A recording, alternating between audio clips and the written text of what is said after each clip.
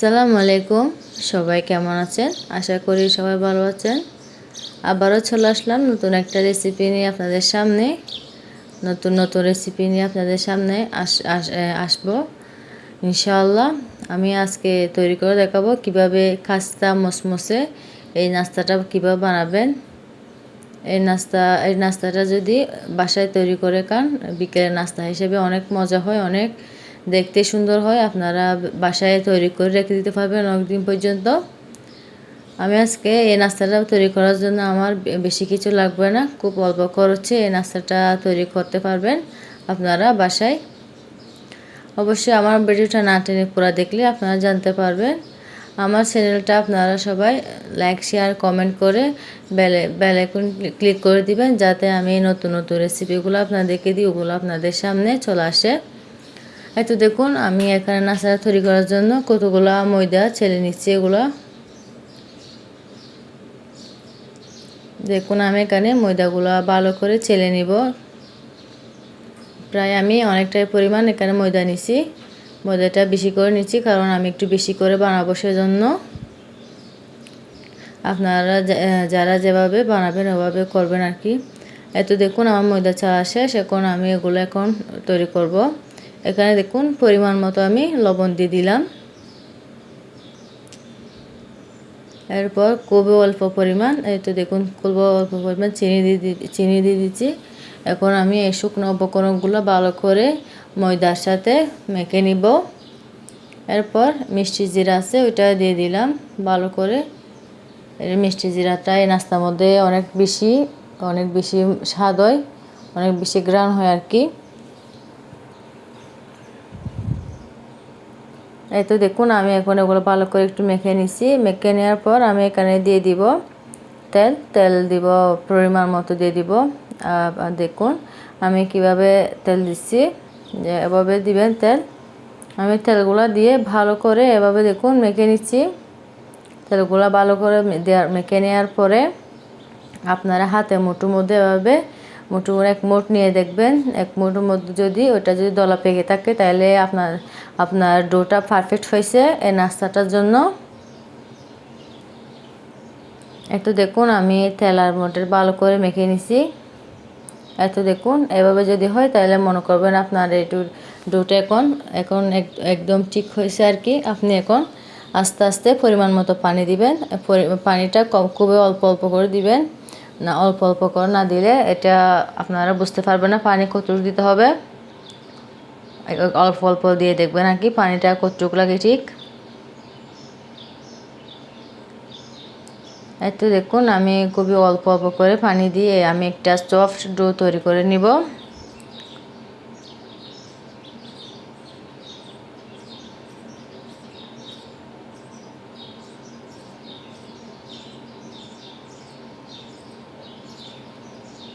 তো দেখুন, আমার পারফেক্ট সফট একটা ডো তৈরি হয়ে গেছে। আমি এখন এটা প্রায় 15 মিনিটের মতো রেস্টে রেখে দিব, এটা আর একটু সফট হয়ে যাওয়ার জন্য।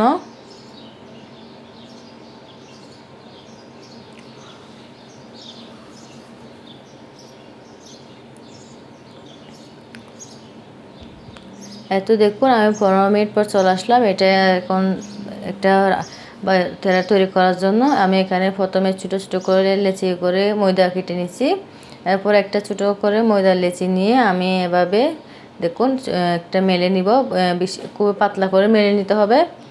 আমি এখানে যেহেতু এটা তেল দিয়ে ময়দাটা তৈরি করছি, ময়দার ডোটা, সেজন্য আমাকে এক্সট্রা কোনো এখানে ময়দা লাগবে না। এভাবে করলে আপনার হয়ে যাবে। এটা দেখুন, আমি একদম পাতলা করে একটা ময়দার লেচি নিচ্ছি, ওটা ভালো করে মেলে নিচ্ছি।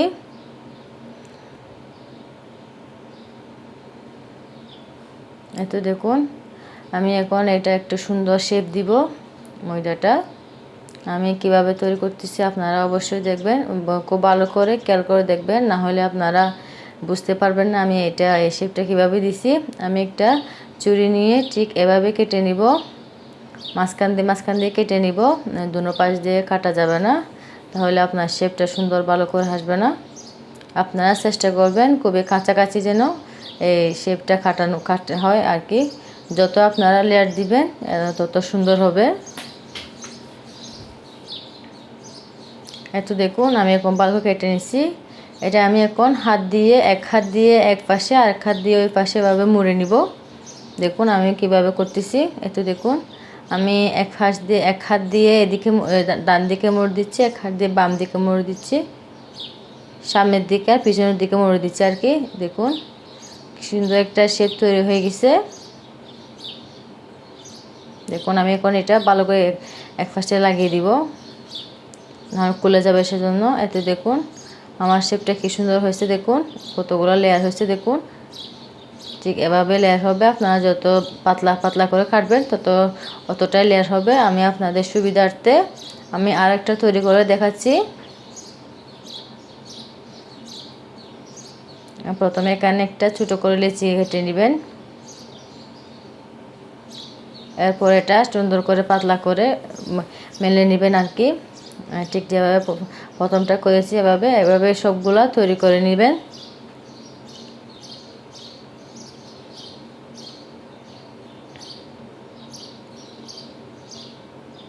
খুবই সহজ একটা রেসিপি, খুবই চটপট, তাড়াতাড়ি হয়ে যায় না এই রেসিপিটা। বেশি সময় লাগবে না, বেশি বেশি উপকরণ লাগবে না, খুব অল্প উপকরণ দিয়ে নাস্তাটা রেডি হয়ে যাবে। এই তো দেখুন আমি ঠিক এভাবে প্রথমটার মতো করে আমি এটাও ছোটো ছোটো করে কেটে নিব। খুবই পাতলা পাতলা করে কাটবেন, যতটা লেয়ার দিবেন ততটাই আপনার লেয়ার হবে। যত পাতলা পাতলা করে ঘন ঘন করে কাটবেন ততটা আর কি। আপনারা মাঝখান থেকে কাটবেন, দুপাশ থেকে কাটা যাবে না, তাহলে এটা সুন্দর শেপ দিবে না।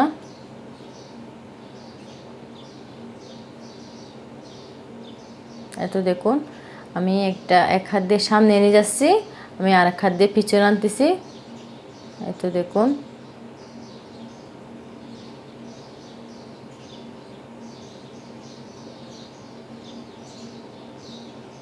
এরকম ভালো করে লেগে দিতে হবে, দুই পাশ থেকে লাগিয়ে দিতে হবে।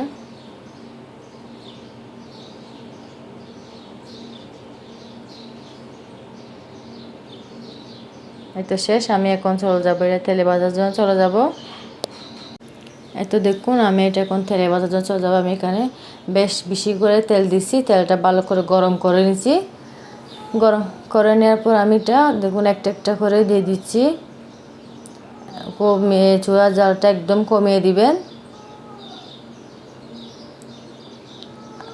এতে দেখুন আমি চুলার জালটা খুবই কম করে দিয়ে আস্তে আস্তে এটা মচমচে করে হয়ে নিতে হবে। আপনারা চাইলে এগুলা এটা কাঁটা চামচ দিয়ে এই লেয়ারগুলো একটু ফাঁকা করে দিতে পারেন, তাহলে আরও একটু ভিতরের দিকে মচমচে হবে। এই তো দেখুন আমি ঠিক কীভাবে করতেছি, আপনারা দেখে অবশ্যই বুঝতে পারবেন। খুবই অল্প আঁচে হইতে হবে, না হলে এটা মচমচে হবে না।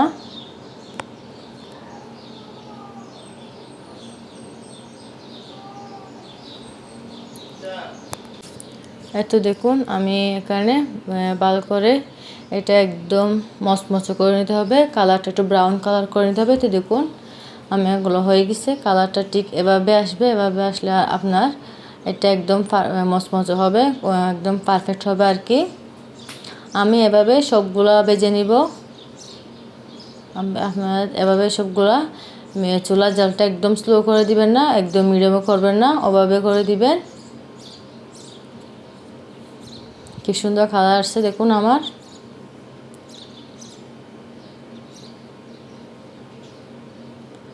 এই তো আমি এখন এগুলা তেল থেকে তুলে নিব। তুলে নিয়ে দেখুন আমার এটা কীরকম মচমচে হবে। এই তো আমি চলে আসলাম। এখন দেখুন আমি আপনাকে একটা ভেঙে দেখাচ্ছি কীরকম মচমচে হয়েছে। হাত দিলে ভেঙে যায়, এরকম হাত দিয়ে মুড়লে গুঁড়ো গুঁড়ো হয়ে যাচ্ছে।